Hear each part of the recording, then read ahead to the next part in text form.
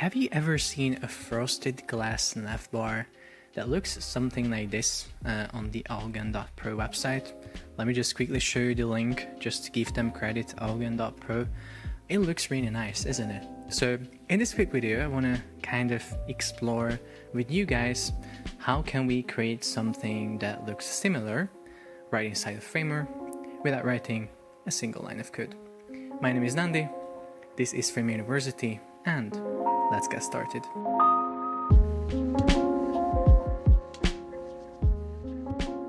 So you're not going to believe it, but it's actually not too hard to create something like this inside of Framer. I'm going to jump into a file that I already built. It already has a navigation bar and everything. If you are looking to remix this, I'm going to drop a link in the description so you can remix this project, and perhaps you can try building with me, or if you have already a project that has a navigation bar, you can also just do the things there. So what I'm going to do is I'm going to go inside of navigation. I'm going to create an additional frame that creates this effect, because what you have to understand is that these frosted glass effects are created with something called background blur. So the frame has a background blur property which essentially blurs everything that is in the background. And we're not only going to do this because that would be pretty simple. I mean, it's going to be simple either way, but we're going to take it to the next level by making it frosted with an additional overlay. So yeah, I'm going to go inside Framer and inside of my navigation, and I'm going to create a little frame, and I will probably remove the background color here, so it's going to be completely see-through, and I'm going to put this BG, I'm going to call this BG actually, here within. I'm going to set it to absolute position so it fills up the available space by pinning it to all sides with zero values, and then I'm going to set the color to something a little bit grayish, maybe something like this perhaps, but we can experiment with this a little bit later. And then I'm going to drop the opacity slightly, so it's going to be not fully see-through but just slightly, so maybe 80%. And then it's really important to put it in the background, so z-index on these other frames, so the content of the navbar and the line should be above. So I'm going to set this z-index to a little bit larger here and also here. So currently what we have is something like this. We have a gray little something at the top, a navigation bar. It's just see-through, but it's not really like a glass, it's not blurring the background. So what we can do in order to achieve that is go select the BG, and on the right panel we click styles, and under filters we have the BG blur property. Now you can go wild with this and set it up to a large value, but I recommend setting it to something below 10, because large blur values can really impact your site performance. So yeah, you do you, but I will probably just try 8 for now to see how it looks. And actually it looks really nice. It blurs it more than enough, as you can see. And with this, our navigation looks kind of like a glass that we can see through slightly, but still blurs the background a little bit. And what I was talking about is we can actually take this to the next level by going inside again, creating another frame, then pasting this within the BG, so Command and V here. I'm going to pin it to all sides again. I'm going to call this noise. So this will be a noise overlay that will make it kind of like frosted. You might be asking, how can we get a noise texture?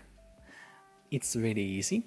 It's kind of hidden though. So on the right panel you can click fill, go to image, and you're not going to upload a noise. You're going to go to type tile, and then here's a little noise preset. Really simple. Here you can set the scale of the noise, so how large it is. As you can see, super large or super small. Well, we need something in between, maybe 50 or 70%. And then what I'm going to do is I'm going to simply drop the opacity, but I'm going to offset blending because that is really helpful. Probably something like overlay, maybe. And then I'm going to set it to, I don't really know, 0.2 maybe. Let's see how that looks. Yeah, it's really subtle, as you can see. Like you cannot really see it if you're not zoomed in on the element, but yeah, it's there. And yeah, you can also just set the noise to a larger opacity, and then it's gonna be more noisy or more forested. And yeah, this is something that you can not only use on navigation bars, but basically on any element. So of course, if you're using this on navigation, it's going to be more of like a subtle effect, because your navigation is just a little something on the top of your website. But if you have the same setup with like a little bit larger size, so we can literally copy this setup and like just position it here on the website somewhere.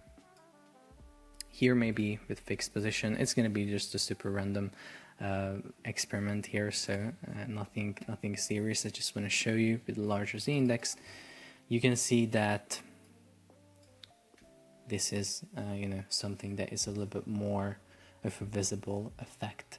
So yeah, and again, feel free to play around with not only the opacity of the color here, which you can use to change how see-through this glass is, but also the color. So it can be darker, it can be a little bit lighter to make it more glassy.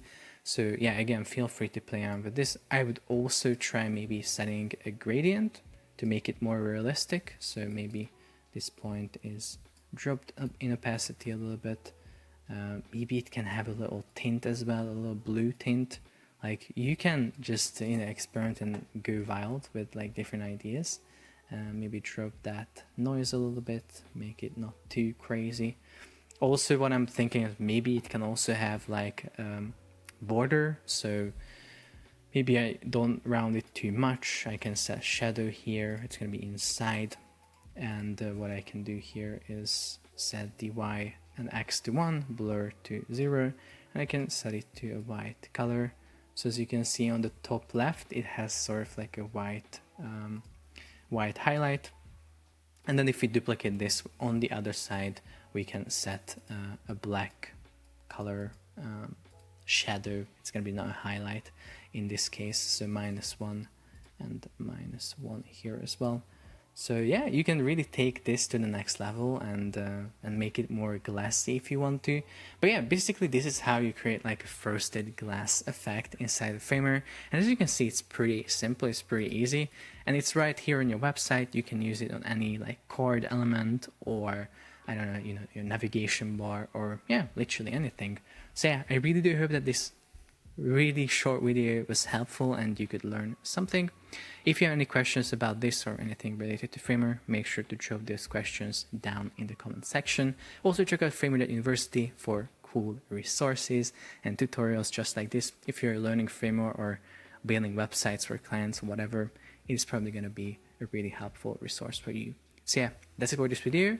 Make sure to like it and subscribe for more, and I'm going to see you in the next one.